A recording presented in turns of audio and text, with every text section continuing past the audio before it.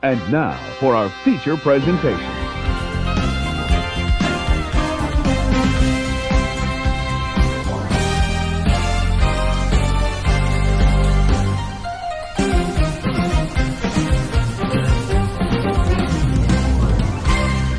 You Hurt My Feelings is about Beth, a woman who is a published author. Things get tense when she overhears her husband call her latest book kinda bad. This movie is simple and incredibly breezy, but also really relatable to anyone who has spent a lot of time writing something or who's passionate about a certain thing in their life. I'm about to hit you with some Crosby lore. Did you know I've written a book? Granted, it's not published, but thank God it isn't, because it's kinda bad. When we get to the part of the movie where Beth hears her husband say her book isn't all that, even though he constantly said to our face it was, it made me remember that I wrote a book in 8th grade, and when I showed some friends and they all said it was good, it made me really happy to hear that they enjoyed it. Well, recently I reread the book that I wrote, and God, they lied straight to my face. This shit was not good. Let me just read a bit of it. "What side do you get your funniness from?" I said, still laughing. Then he stopped laughing. I don't know my parents. I'm an orphan. I looked down at the floor of the jet and stopped laughing as he said that.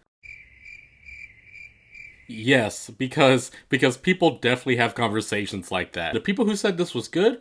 You're right, this was good. Despite this movie being a breezy comedy, under the surface lies some deep stuff dealing with the fact of how we praise each other's work when secretly, we may think it's not that good because we don't want to hurt their feelings. This story has been done before where people are passionate about something and all that matters to them is what others think. But what makes this film kinda cool is that it branches this idea out to other things in life. Not just about what Beth wants her husband to think of her book. It brings in more aspects of how people lie in relationships to continue to encourage others. It throws in the idea of how maybe you bought somebody presents over the years and they said they liked it and they used it when you were around, but secretly they hated it. But they only did it to make you feel better. This is the movie's best aspect, without a doubt. The performance by Julia Louis-Dreyfus is fine, and the other characters are likable and service the story well. All their characters have their own insecurities about their passion, but the whole aspect of brutal honesty with your loved ones, friends, and children really put this high on the bar for me. You know what? As an actor, Mark isn't always great. So the times when you don't think he's good, what do you say to him? You were so fantastic. Really? This shit got me going through my past videos where some people said it was good, and I'm looking at this part of my video here and I'm like, some images of the minions just haunting my head. I can't do it. I can't do it.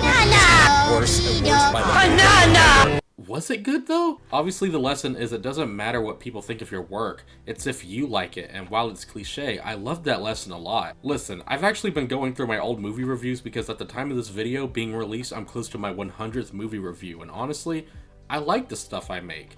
And I think what does matter is if I like it, even though I have my doubts on if others do or not. This movie really resonated with me. You Hurt My Feelings is funny, thought-provoking, and an extremely breezy film from start to finish.